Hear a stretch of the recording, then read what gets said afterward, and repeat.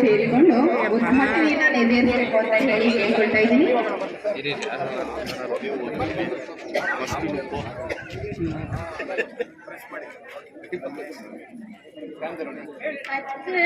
ಕನ್ನಡದ ದೀಪ, ಅಚ್ಚೇವು ಕನ್ನಡದ ದೀಪ, ಕರುನಾಡ ದೀಪ, ಸಿರಿ ನುಡಿಯ ದೀಪ, ಒಲವೆತ್ತಿ ತೋರುವ ದೀಪ, ಅಚ್ಚೇವು ಕನ್ನಡದ ದೀಪ, ಅಚ್ಚೇವು ಕನ್ನಡದ ದೀಪ.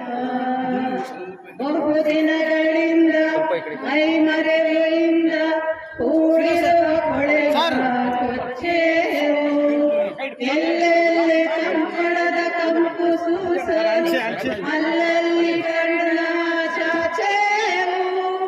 ಬಹುದಿನಗಳಿಂದ ಮೈ ಮರೆಯಿಂದ ಕೂಡಿರುವ ಕೊಳೆಯ ಕೊಚ್ಚೇವು, ಎಲ್ಲೆಲ್ಲಿ ಕಂಪಣದ ಕಂಪು ಸೂಸಲು ಅಲ್ಲಲ್ಲಿ ಕರ್ಣ ಚಾಚೇವು. ಮಲೆನಾಡೆ ಇರಲಿ ಗಡಿನಾಡೆ ಇರಲಿ ಕನ್ನಡದ ಕೊಳೆಯ ಕಚ್ಚೇವು, ಕನ್ನಡದ ದೀಪ, ಹಚ್ಚೇವು ಕನ್ನಡದ ದೀಪ. Attention.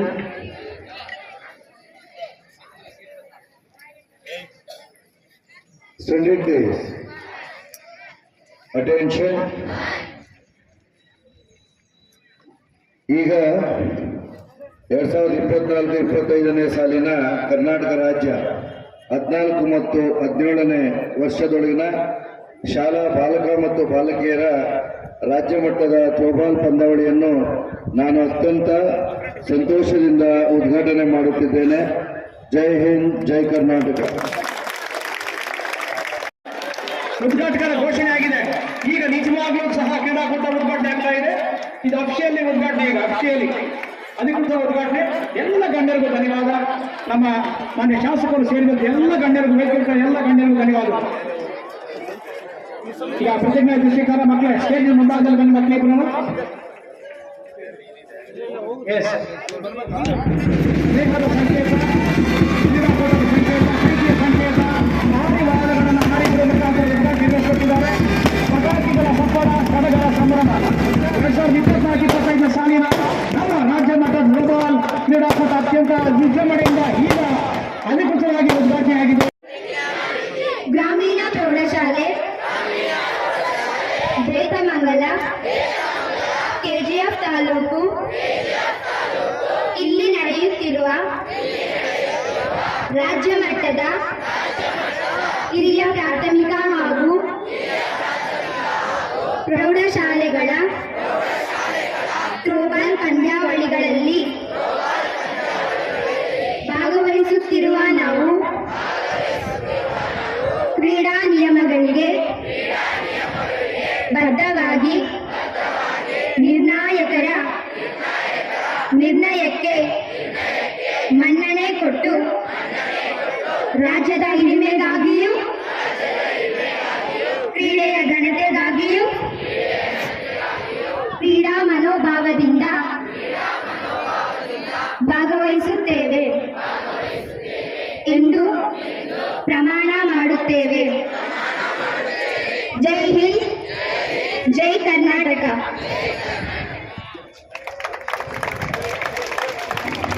ಕ್ರೀಡಾ ಪ್ರತಿಜ್ಞೆಯನ್ನು ನಡೆಸಿಕೊಂಡಂತಹ ಕುಮಾರಿ ದೀಪ್ತಿ RHS ಬೇತಮಂಗಲ ಈ ಮಕ್ಕಳಿಗೆ ಧನ್ಯವಾದಗಳನ್ನು ಹೇಳ್ತಾ ಇದ್ದೀವಿ ಕ್ರೀಡಾಕೂಟದ ಪರವಾಗಿ.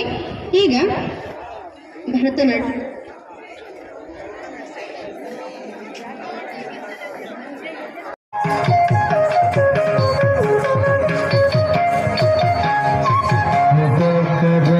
मोदकं सदा विमुक्तिदायकं कलाधरामकं सकं विलासलोकरक्षकम् अनायकैकनायकं विनाशदेवदैत्यदं नदाशुभाशुनाशकं नमामिदं विनायकं मुदाकरातमोदकं सदा विमुक्तिदायकं कलाधरामकं सकं विलासलोकरक्षकम् अनायकैक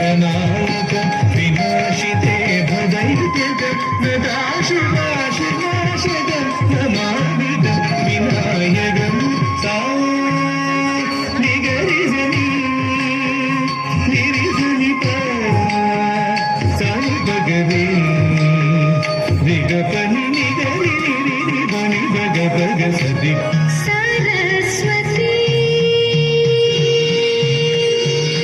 ಸರಸ್ವತಿ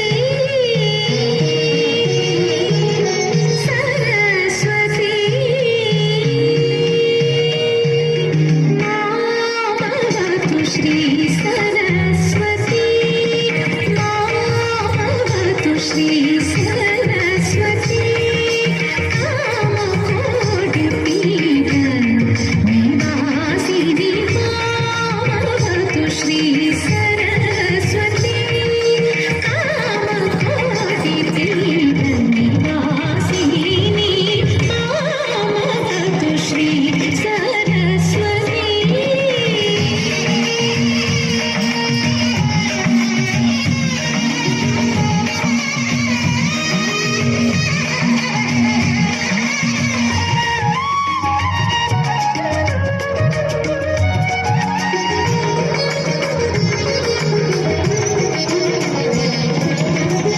ತಾಮರಸುಮ ಮನೋಜ್ಞಮಣಿ ಪೀಠೆ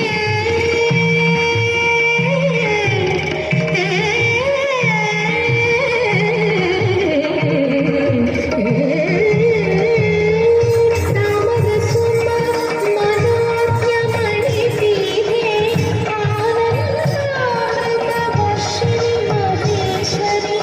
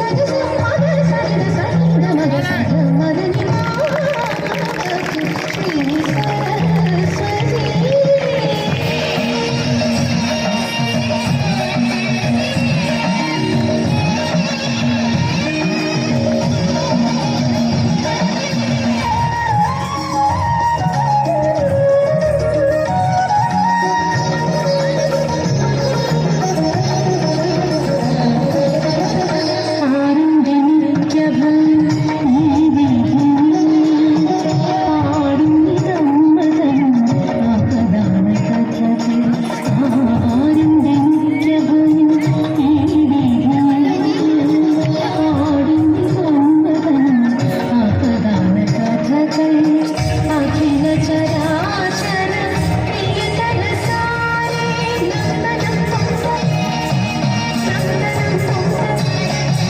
ನಂದನಂ ಪಂಪ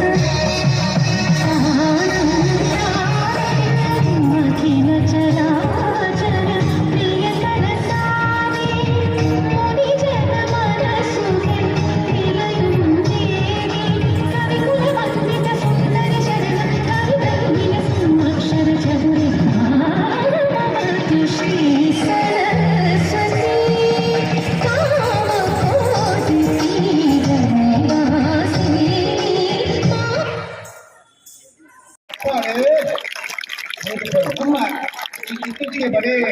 ಜಿಲ್ಲಾ ಪಂಚಾಯತ್ ಉಪನಿರ್ದೇಶಕರ ಕಚೇರಿ ಶಾಲಾ ಶಿಕ್ಷಣ ಇಲಾಖೆ ಕೋಲಾರ ಜಿಲ್ಲೆ ಕರ್ನಾಟಕ ರಾಜ್ಯ ದೈಹಿಕ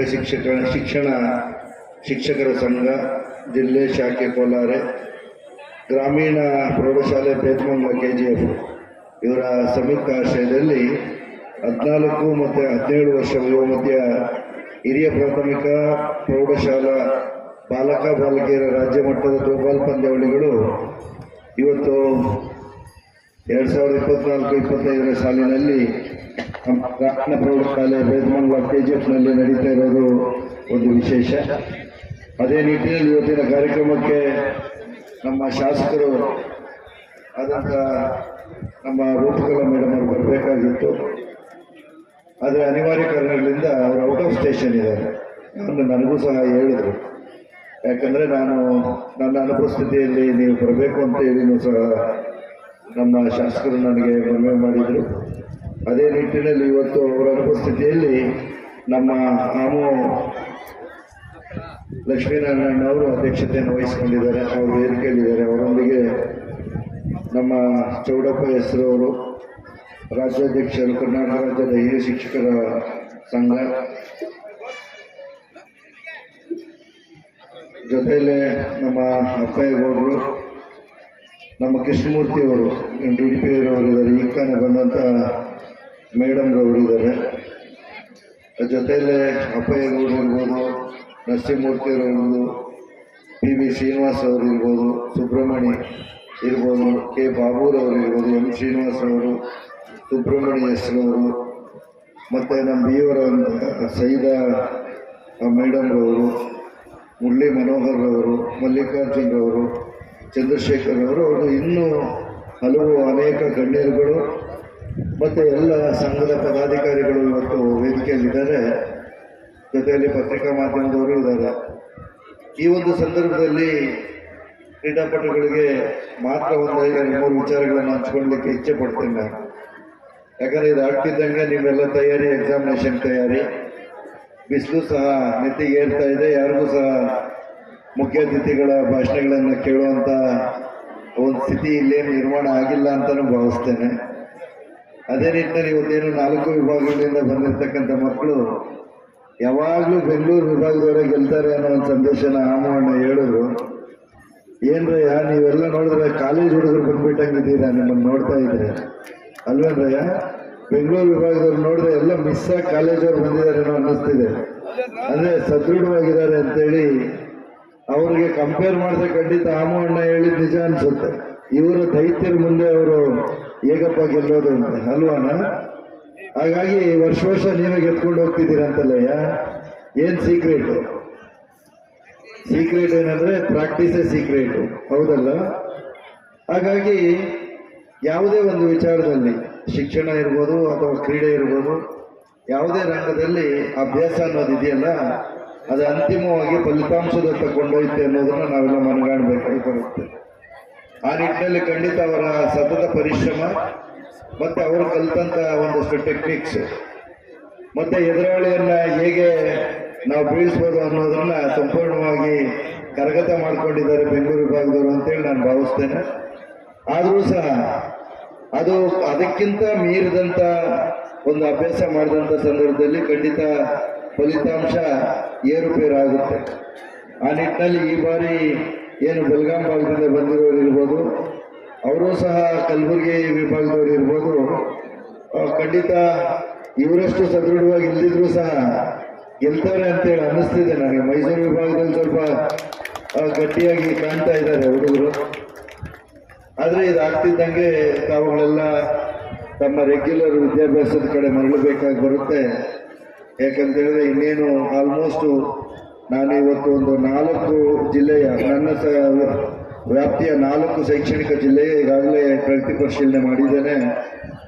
ಸರ್ಕಾರದ ವತಿಯಿಂದ ಸಾಕಷ್ಟು 20 ಅಂಶಗಳ ಪ್ರೋಗ್ರಾಮ್ಗಳನ್ನು ಹಾಕ್ಕೊಂಡು ಈ ಬಾರಿ ಶಿಕ್ಷಣದಲ್ಲಿ ಏನು ಸ್ಪರ್ಧೆ ಒಟ್ಟು ಮಟ್ಟಿನಲ್ಲಿ ಸರ್ಕಾರ ಹಲವಾರು ಚಿಂತನೆಗಳೊಂದಿಗೆ ಈಗ ಒಂದು ಶಿಕ್ಷಣದಲ್ಲಿ ಕ್ರಾಂತಿಯನ್ನು ತರುವ ನಿಟ್ಟಿನಲ್ಲಿ ಕಾರ್ಯಕ್ರಮಗಳನ್ನು ರೂಪಿಸ್ಕೊಂಡಿದ್ದಾರೆ.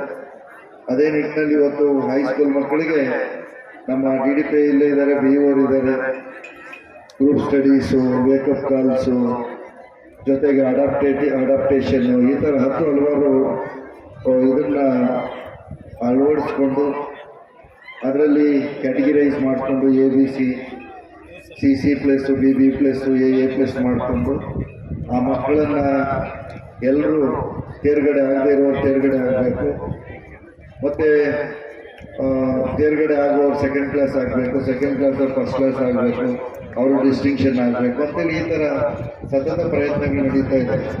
ಯಾಕೆ ಅದು ಅಂತ ಹೇಳಿದ್ರೆ ಈಗಿನ ಸ್ಪರ್ಧಾತ್ಮಕ ಯುಗಕ್ಕೆ ನಿಮ್ಮನ್ನೆಲ್ಲ ತಯಾರಿ ಮಾಡಬೇಕು. ಭವಿಷ್ಯದಲ್ಲಿ ನಿಮ್ಮ ಜೀವನದ ಕನಸನ್ನು ರೂಪಿಸ್ಕೊಳ್ಳಿಕ್ಕೆ ಪೂರಕವಾಗಿರುವಂಥ ಅಂಶಗಳನ್ನು ಅಳವಡಿಸ್ಕೊಬೇಕು ಅನ್ನೋ ನಿಟ್ಟಿನಲ್ಲಿ ಸಾಕಷ್ಟು ಬದಲಾವಣೆಗಳು ತರ್ತಾ ಇದ್ದಾರೆ. ಅದೇ ನಿಟ್ಟಿನಲ್ಲಿ ನಮ್ಮ ಶಿಕ್ಷಕರು ಸಹ ಈಗ ಏನು ರಜಾ ದಿನಗಳಲ್ಲಿ ಸಹ ಪೂರ್ಣ ಪ್ರಮಾಣದಲ್ಲಿ ತೊಡಗಿಸ್ಕೊಂಡು ಪಠ್ಯಕ್ರಮಗಳನ್ನು ಪೂರ್ಣ ಮಾಡೋದು, ಜೊತೆಯಲ್ಲಿ ಮಕ್ಕಳನ್ನು ತೇರ್ಗಡೆಯಾಗಿ ಆಗಬೇಕು ಅನ್ನೋ ನಿಟ್ಟಿನಲ್ಲಿ ಕಾರ್ಯಕ್ರಮಗಳಾಗ್ತಿದೆ. ಅದು ಒಂದರಿಂದನೇ ಎಲ್ಲ ಸಾಧ್ಯ ಇಲ್ಲ. ದೈಹಿಕವಾಗಿ ಸದೃಢರಾಗಿರಬೇಕು ಅನ್ನೋದ್ರ ನಿಟ್ಟಿನಲ್ಲಿ ದೈಹಿಕ ಸದೃಢಗೋಸ್ಕರವಾಗಿ ಇವತ್ತು ಕ್ರೀಡಾ ಕಾರ್ಯಕ್ರಮಗಳು ಸಹ ಹಮ್ಮಿಕೊಳ್ತಾ ಇದ್ವಿ. ಈಗಾಗಲೇ ತಡ ಆಯಿತು ಅಂತೇಳಿ ಅಂದೆ ನಾನು DDP ಅವರಿಗೆ. ಇಲ್ಲ ಸರ್, ಇದೇ ಲಾಸ್ಟ್ ಇನ್ ಯಾವುದು ಇಲ್ಲ, ಈಗ ಆಲ್ಮೋಸ್ಟ್ ಎಲ್ಲ ಮುಗಿದಿದೆ ಅನ್ನೋದನ್ನು ಹೇಳಿದ್ರು.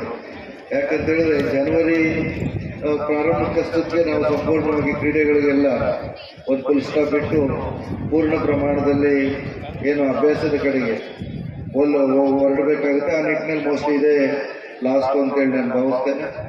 ದೇಹವನ್ನು ಎಲ್ಲಿವರೆಗೂ ನಾವು ಪೂರ್ಣ ಪ್ರಮಾಣದಲ್ಲಿ ದಂಡಿಸಲು ಆವಾಗ ಬಾಡಿ ಆ್ಯಂಡ್ ಮೈಂಡ್ ಕೋಆರ್ಡಿನೇಷನ್ ಬರಲಿಕ್ಕೆ ಸಾಧ್ಯವಿಲ್ಲ.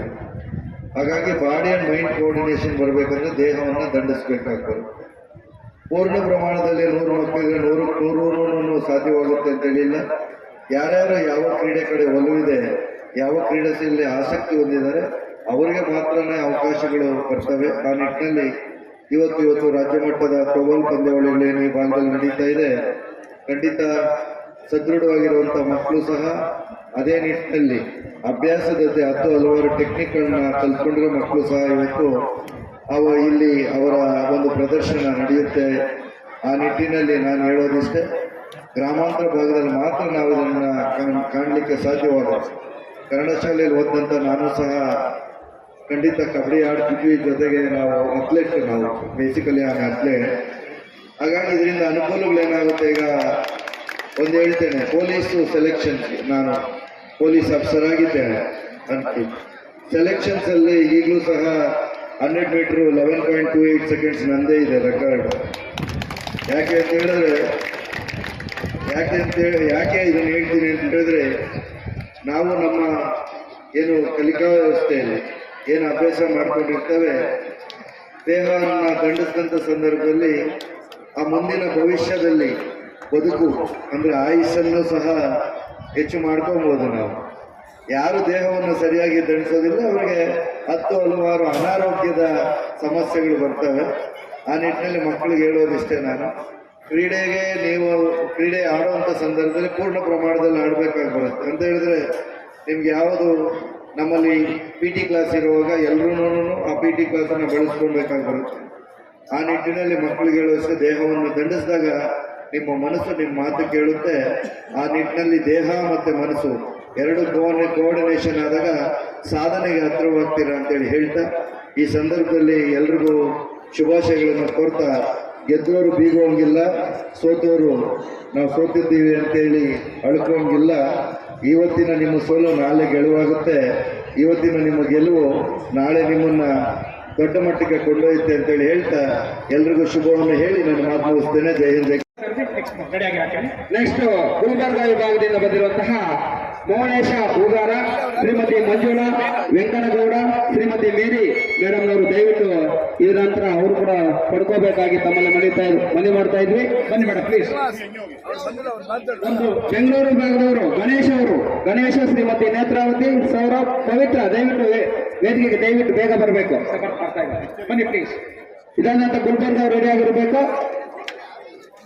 ಇದಾದ ನಂತರ ಮೈಸೂರು ವಿಭಾಗದಿಂದ ಬಂದಂತಹ ಶ್ರೀಯುತ ಗೋಪಿನಾಥ್, ಅನಿತಿಸಿಯಾ ಮತ್ತು ಮತ್ತೊಬ್ಬ ಗೋಪಿನಾಥ್, ರೀಮಾ ಜಾನೆಟ್ ಡಿಸೋಜಾ, ಚಪ್ಪಾಳೆಗಳು ದಯವಿಟ್ಟು ಪಡ್ಕೋಬೇಕಾಗಿ ತಮ್ಮಲ್ಲಿ ಮನವಿ ಮಾಡ್ತಾ ಇದ್ವಿ. ಇದಾದ ನಂತರ ಬೆಳಗಾವಿ ವಿಭಾಗದಿಂದ ಬೆಂಗಳೂರು ವಿಭಾಗದವರು ದಯವಿಟ್ಟು ಬರಬೇಕು. ಅವ್ರು ಬಂದಿದ್ದ ಅವ್ರ ಪರವಾಗಿ ಯಾರಾದ್ರೂ ತಗೊಳ್ಳಿ ದಯವಿಟ್ಟು. ಬರ್ತಾ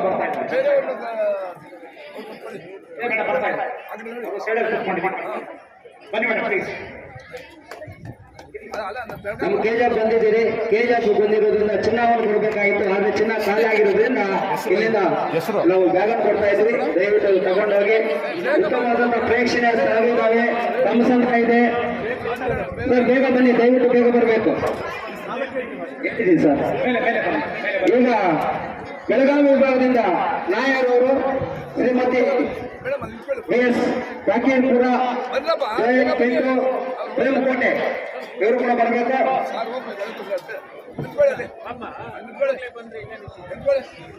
ಮೈಸೂರು ವಿಭಾಗದಿಂದ ಗೋಪಿನಾಥ್, ಅನಿತಾ, ಮತ್ತೊಬ್ಬ ಗೋಪಿನಾಥ್, ರೀಮಾ ಜಾನೆಟ್ ಅವರು ತೆಗೆದುಕೊಂಡು ಹೋಗಬೇಕಾಗಿದೆ. ಅದೇ ರೀತಿಯಾಗಿ ಬೆಳಗಾವಿ ವಿಭಾಗದಿಂದ BH ನಾಯರ್, ಶ್ರೀಮತಿ ಫಕೀರ್ಪುರ, ಜೋಯಲ್ ಪಿಂಟು, ಕುಮಾರಿ ಪ್ರೇಮಕೋಟೆ. ಏನು 4 ವಿಭಾಗಗಳಿಂದ ಬಂದಿರುವಂತಹ ಎಲ್ಲ ಕ್ರೀಡಾಪಟುಗಳು ಮತ್ತು ಮ್ಯಾನೇಜರ್ಸ್ ಅವರು ಹೆಸರು ಕರೆದವರು ಮಾತ್ರ ಬಂದು ತೆಗೆದುಕೊಂಡು ಹೋಗಬೇಕು. ರಿಜಿಸ್ಟ್ರೇಷನ್ ಯಾರಿಗಾಗಿದೆ ಅವ್ರು ಮಾತ್ರ ಕರೀತಾ ಇರೋದು, ಬೇರೆಯವ್ರು ತಗೊಂಡು ಹೋಗ್ಬಾರ್ದು ದಯವಿಟ್ಟು. ಎರಡು ದಿನಗಳ ಕಾಲ ಉತ್ತಮವಾಗಿ ಕ್ರೀಡಾಕೂಟವನ್ನು ನಡೆಸಿ ತದನಂತರ ಕಮಸಂದ್ರ ಗುಟ್ಟಳ್ಳಿ ಪ್ರೇಕ್ಷಣೀಯ ಸ್ಥಳಗಳಿದ್ದಾವೆ, ಪಾಲಾರ್ ನದಿ ಇದೆ. ಇವೆಲ್ಲವನ್ನು ನೋಡಿಕೊಂಡು ಸಂತೋಷವಾಗಿ ಹೋಗಬೇಕಾಗಿ ತಮ್ಮಲ್ಲಿ ಮನವಿ ಮಾಡ್ತಾ ಇದ್ದೀವಿ. ನೆಕ್ಸ್ಟ್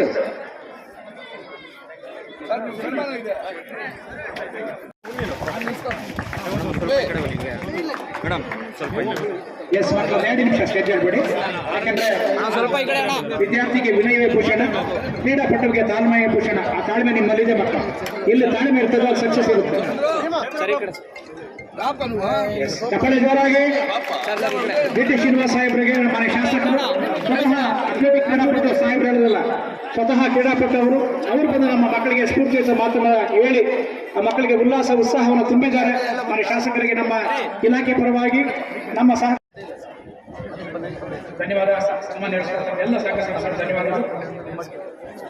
ಸನ್ಮಾನವನ್ನು ಸ್ವೀಕರಿಸಿದಂತಹ ಇಲ್ಲಿ ಕರೆದು ಮಾತನಾಡಲು ಅವಕಾಶ ಕೊಡ್ತಾ ಎಲ್ಲರಿಗೂ ಹೊಂದಿಸಿ ನನ್ನ 2 ಮಾತುಗಳು ಮುಗಿಸ್ತಾ ಇದ್ದೀನಿ. ಜೈ ಕರ್ನಾಟಕ ಮತ್ತು ಬಹಳ ಸ್ವೀಟ್ ಅಂಡ್ ಶಾರ್ಟ್ ಆಗಿ ಮಾತನಾಡಿ. ವೇದಿಕೆಯಲ್ಲಿರ್ತಕ್ಕಂಥ ಎಲ್ಲ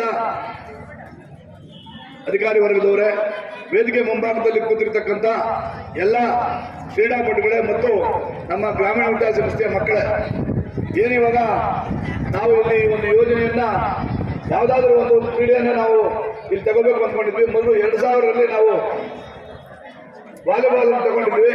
ನಾವು ವಾಲಿಬಾಲ್, ಕಬಡ್ಡಿ, ಖೋಖೋ ಅಂತ ಕೇಳಿತ್ತು. ಆದರೆ ಸರ್ಕಾರ ನಮಗೆ ಈ ಒಂದು ಕ್ರೀಡೆಗೆ ಪ್ರೋತ್ಸಾಹ ಕೊಡಬೇಕು ಅಂತ ಹೇಳಿದ್ದಾರೆ.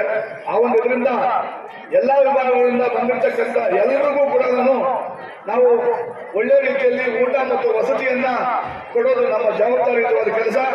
ಅದು ನಾಳೆ ಅವರು ಹೋಗುವಾಗ ಚೆನ್ನಾಗಿದೆ ಅಂತ ಹೇಳಿದ್ರೆ ನಮ್ಗೆ ಅದು ತೃಪ್ತಿ ಆಗ್ತದೆ ಅಷ್ಟೇ. ಅದರ ಜೊತೆಗೆ ಏನು 12 ವರ್ಷಗಳಿಂದ ಈ VIP ಶಾಲೆಯವರು ಬೆಂಗಳೂರು ರಾಜ್ಯ ಮಟ್ಟದ ಪ್ರಶಸ್ತಿಯನ್ನ ಪಡಿತಾರೆ ಅಂತ ಹೇಳಿ ನನಗೆ ಈಗ ತಾನೇ ಗೊತ್ತಾಯ್ತು. ಆದರೆ ಬೇರೆ ಎಲ್ಲಾ ಮಕ್ಕಳಿಗೂ ನಾನು ಉತ್ತೇಜನವನ್ನು ಕೊಡ್ತೇನೆ. ದಯವಿಟ್ಟು ಈ ಸಲ ಬೇರೆ ಯಾರಾದರೂ ಅವ್ರನ್ನ ಸೋಲಿಸಿ ಗೆದ್ದಿದ್ದೆ ಆದ್ರೆ ವಿಶೇಷವಾದಂತ ಒಂದು ಬಹುಮಾನವನ್ನು ಕೂಡ ನಾನು ಕೊಡಬೇಕು ಅಂತ ನನಗೆ ಸಂತೋಷ ಆಗಿದೆ. ಯಾಕೆಂದ್ರೆ ಕಂಟಿನ್ಯೂಸ್ ಆಗಿ ಒಂದು ಶಾಲೆ ಕಂಟಿನ್ಯೂಸ್ ಆಗಿ 12 ವರ್ಷಗಳಿಂದ ಅವ್ರು ಗೆಲ್ತಾರೆ ಅಂತ ಹೇಳಿದ್ರೆ ಅವ್ರಿಗೂ ಕೂಡ ನನ್ನೊಂದು ಒಂದು ವಿಶೇಷವಾದ ಒಂದು ಇದಿದೆ. ಆ ಶಾಲೆಯ ಒಂದು ಕೋಚಗಳು 8 ಜನ ತಾಯಿ ಮಕ್ಕಳು ಎಲ್ಲರೂ ಕೂಡ ಇವತ್ತು ಬಂದಿದ್ದಾರೆ ಇಲ್ಲಿಗೆ. ಅವರ ಒಂದು ಪ್ರೋತ್ಸಾಹ ಹೇಗಿದೆ ಅಂತ ಹೇಳಿದ್ರೆ ಅವರೆಲ್ಲರೂ ಕೂಡ ಸಂಪೂರ್ಣವಾದಂತಹ ಒಂದು ಕುಟುಂಬ ಪೂರ್ತಿ ಇಲ್ಲಿ ಬಂದಿದ್ದಾರೆ. ನಿನ್ನೆಯಿಂದ ಅವರು ಇಲ್ಲಿ ಇದ್ದು ಮಕ್ಕಳ ಒಂದು ಇದಕ್ಕೆ ಅಷ್ಟೊಂದು ಪ್ರೋತ್ಸಾಹ ಕೊಡ್ತಾರೆ. ಆದರೂ ಕೂಡ ಅಲ್ಲಿ ಅಷ್ಟು ವರ್ಷಗಳಿಂದ ಕೂಡ ಅವರು ಗೆಲ್ತಾ ಇದ್ದಾರಲ್ಲ, ಅದು ಕೂಡ ಅವ್ರಿಗೆ ಅನಂತ ಧನ್ಯವಾದಗಳು ಹೇಳಿ, ಏನಾದರೂ ಊಟ ವಸತಿ ಉಪಹಾರ ಯಾವುದಾದ್ರೂ ಬೇಕಾದಂತ ಪಕ್ಷದಲ್ಲಿ ಇಲ್ಲಿ ನಮ್ಮ ಶಾಲೆಯಲ್ಲಿ ಯಾರು ಬೇಕಾದರೂ ಕೇಳಬಹುದು. ನೀವು ಒಳ್ಳೆಯ ಆಹಾರ ಮತ್ತು ವಸತಿಯನ್ನು ಪಡೆದು ಅನ್ಯೋನ್ಯವಾಗಿ ಎಲ್ಲರೂ ಕೂಡ ಯಾರನ್ನ ಗೆಲ್ಲಲಿ, ಇದಾದ್ರೂ ಕೂಡ ನೀವೆಲ್ಲರೂ ಕೂಡ ನಾಳೆ ಹೋಗುವಾಗ ಸಂತೋಷವಾಗಿ ಹೋಗ್ಬೇಕು ಅಂತ ಹೇಳಿ ನಾನು ನಿಮ್ಗೆಲ್ಲರೂ ಕೂಡ ಶುಭ ಹಾರೈಸ್ತೇನೆ. ಜೈ ಹಿಂದ್, ಜೈ ಕರ್ನಾಟಕ.